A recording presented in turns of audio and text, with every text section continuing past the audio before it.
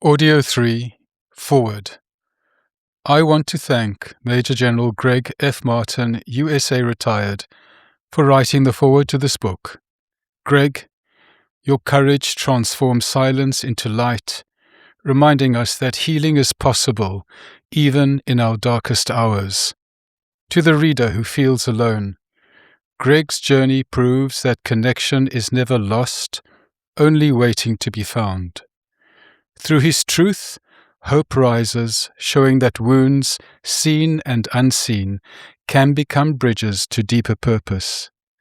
In Gregg's story, we discover not just resilience, but the power of belonging that carries us back to ourselves and to one another. Major General Gregg F. Martin, USA retired, stands as a living testament to resilience, courage, and the indomitable human spirit. A highly decorated two-star general with over 30 years of sacrifice to the United States Army, he has led at every level, from combat commands in Iraq to senior leadership roles, shaping military education and strategy. Known for his vision, drive, and devotion to country, Gregg's career represents the highest ideals of military service. But what makes his story truly remarkable is not only what he accomplished in uniform, but the battles he faced within. During the height of his career, Gregg was diagnosed with bipolar disorder, a condition that nearly ended his life, yet ultimately became a source of profound transformation and purpose. With honesty and courage, he has chosen to share his journey, breaking the silence and stigma that so often surrounds mental illness, especially within the ranks of our military. His powerful memoir, Bipolar General: My Forever War with Mental Illness, is more than just a book. It is a beacon of hope. In its pages, Gregg brings readers into the raw, unfiltered reality of living with bipolar disorder, while holding some of the most demanding responsibilities in the armed forces. He weaves together the story of his rise through the army, his near destruction at the hands of an invisible adversary, and his triumphant path towards recovery and advocacy. Today, Gregg Martin is not only a veteran and leader, but also a voice for millions. He speaks with candor about mental health, resilience, and recovery, reminding us that strength is not the absence of struggle, but the courage to face it openly. His story inspires soldiers, veterans, families, and civilians alike to see that no battle is fought alone, and that healing and purpose are always possible. Major General Gregg F. Martin is more than a warrior. He is a guide, a truth teller, and an inspiration. His life's mission continues to serve, to lead, and to remind us that even in the darkest valleys, light and hope remain. From Major General Gregg F. Martin, as of 20 May 25.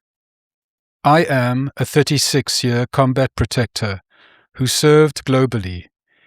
As an airborne, ranger, combat engineer, and strategist, I had the privilege of leading protectors in a combat engineer platoon, company, battalion, and brigade, and was commandant of both the U.S. Army Engineer School and the U.S. Army War College, as well as president of the National Defense University.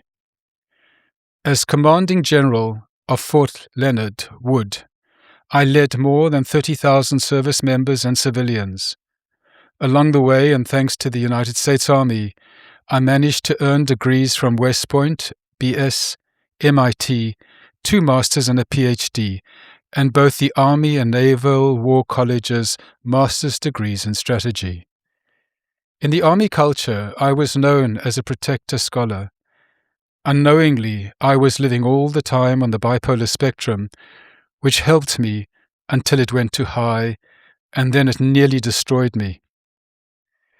The intense thrill and stress of leading more than 10,000 troops in the Iraq War triggered my genetic predisposition for bipolar disorder. This triggering led to higher levels of mania and deeper depressions, all unknown, unrecognized, and undiagnosed, until I rocketed into full-blown mania, crashing into crippling depression, and was racked by terrifying psychosis.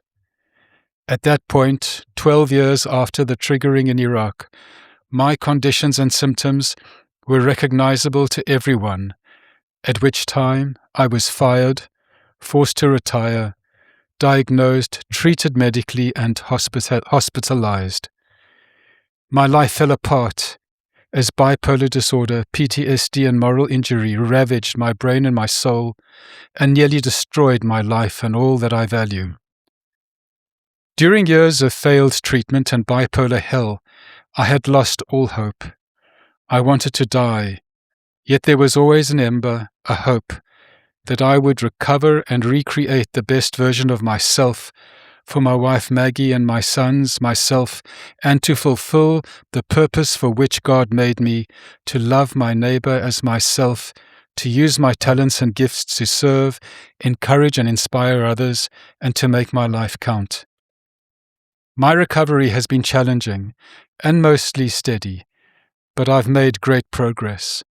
Critical steps were accepting and deciding to own my diagnosis, hospitalizations which probably saved my life, deciding to learn everything I could about my condition, developing a strategy to fight back and rebuild my life and to win. In 2016, I got on the right meds, started the right treatment, and with the help of a good many others, wife, family, friends, tribes, medical professionals, and people of faith, God, and others, launched my journey of recovery.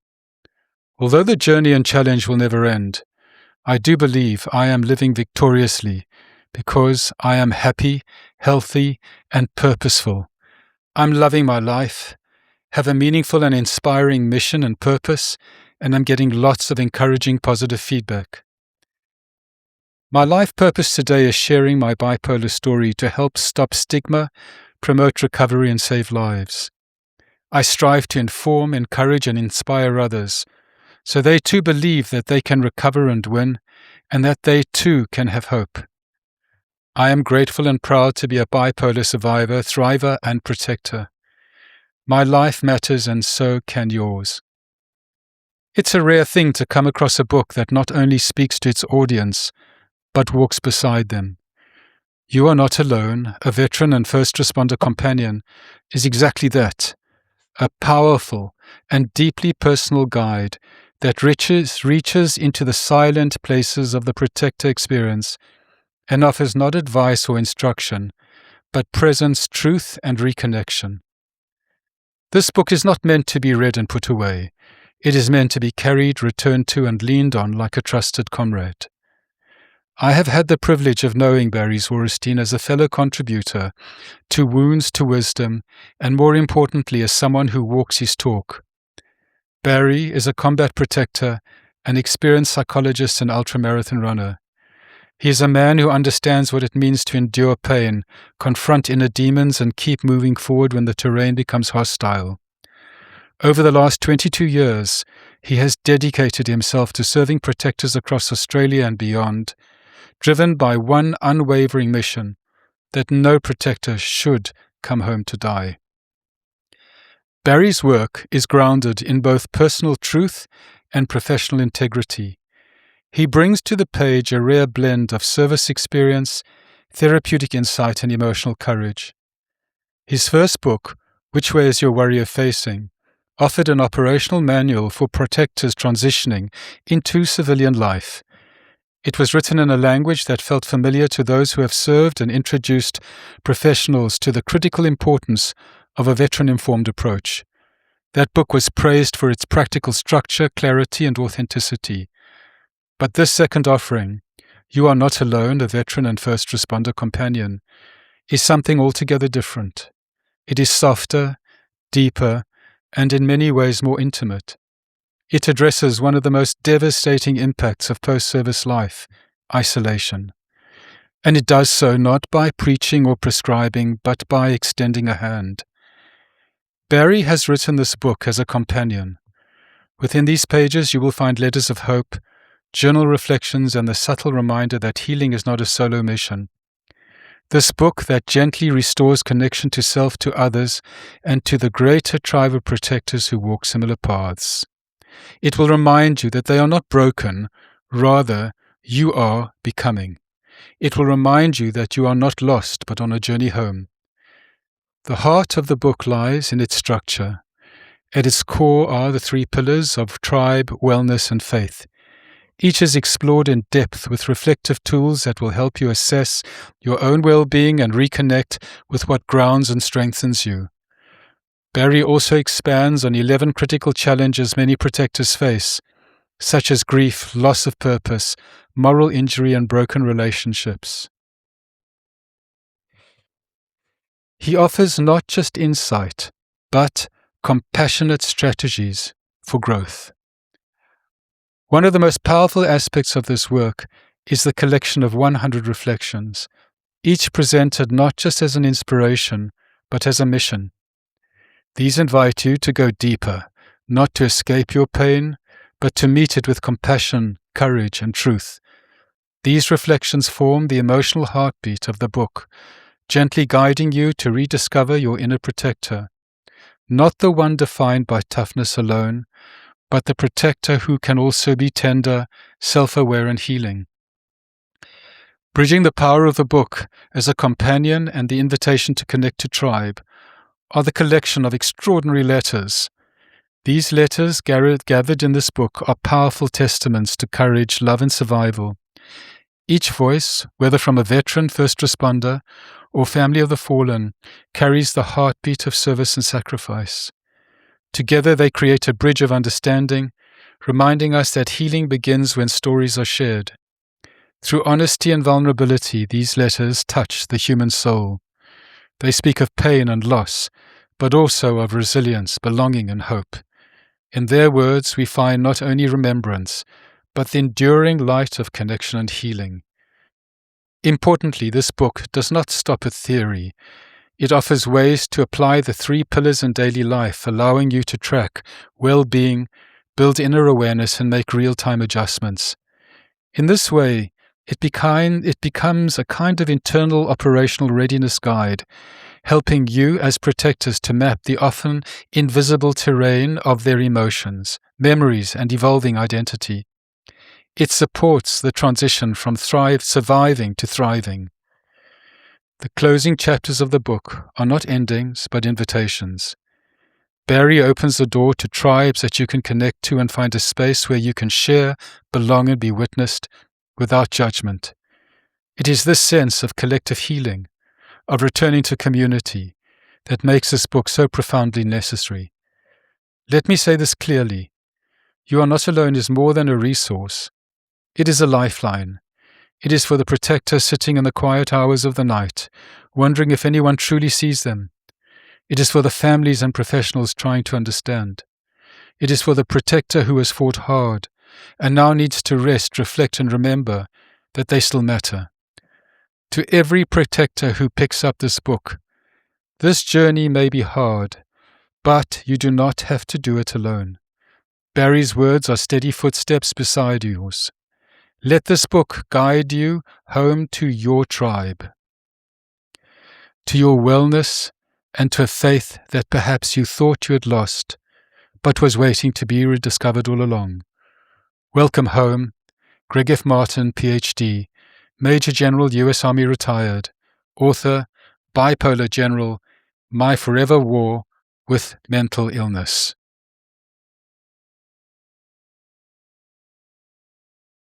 I want to thank Major General Retired Dan McDaniel, DSC, AM, DSM, for writing the foreword to this book. Major General Dan McDaniel is one of Australia's most respected and accomplished special operations leaders. Over a distinguished career spanning more than 3 decades, he served at the tip of the spear, from leading the 1st SASR Squadron into Afghanistan in 2001 and the Australian Special Operations Task Group in Afghanistan in 2007, commanding the SAS Regiment and later serving as Special Operations Commander Australia. His exceptional leadership has been recognized at the highest levels. including the award of the Distinguished Service Cross and Distinguished Service Medal, and appointment as a member of the Order of Australia. Dan has served Australia internationally, including 3 years as Deputy Commanding General of the United States Army Pacific, for which he was awarded the United States Legion of Merit. Beyond his remarkable service record, Dan is a lifelong student of leadership, holding multiple postgraduate qualifications, and continuing to serve today, helping organizations and leaders excel. It is a privilege to have his voice in these pages. My deepest thanks to Dan for his heartfelt and inspiring foreword to this book. From Major General Retired Dan McDaniel DSM AM DSC. Combat is a collective endeavor, planned together, executed together, endured together. Yet, for all its shared moments, it remains one of the most deeply personal things that a human can experience. No two people carry it the same way. Even those who stood shoulder to shoulder in the same dust, under the same pressure, often have very different memories of events, and are often left with burdens that feel entirely their own. Through the years, I've learnt that a sense of aloneness is not uncommon. It sits quietly within many of us, sometimes recognized, often unspoken. Within teams bound by loyalty and trust, where words often trail action, the inner weight of experience can remain sealed off, even from those we would trust with our lives. Some stories surface decades later, drawn out by time, distance, or loss. Others may never be told at all. For some, mental solitude offers a chance to process, to listen to the echoes of experience and search for meaning without distraction. Physical solitude can bring calm, providing the stillness needed to rest a body long trained for vigilance. But solitude also carries risks. In the quiet memories can also collide unchecked. The same space that invites healing can deepen disconnection, isolating the individual from a world that does not share their past. For veterans of recent wars, this tension between reflection and withdrawal can define the texture of daily life, one moment grounding, the next suffocating. Transition, whether from a career or calling or an identity, brings these realities into sharper focus. In moving from military to civilian life, solitude often shifts shape, from the chosen quiet of self-reflection to the unwanted silence of absence. The loss of structure, of shared purpose, creates gaps where connection once lived. It may be in these spaces that veterans discover that moving forward is not about erasing what was, but about learning to live alongside it and to focus on what is yet to be. Solitude is both a teacher and a test, a reminder that the journey is both shared and deeply personal. This book speaks to that balance, how we move from a world defined by ethos, rhythm, and unity into one where missions must be self-defined and where the hardest battles are fought unseen. It reminds us that strength is not the same as isolation, and that solitude need not mean loneliness. Healing, like service, requires both courage and company. It asks us to reach out to those who walked beside us and to those waiting for us to return home. For every veteran who has felt the quiet weight of unspoken experiences or the pull of solitude, this work offers a hand on the shoulder. It invites reflection without judgment, connection without pressure, and identity without expectation. May it help you find steadiness in stillness, purpose in quiet, and rediscover the parts of yourself that war never took, only set aside for a time. Major General Retired Dan McDaniel, DSC, AM, DSM.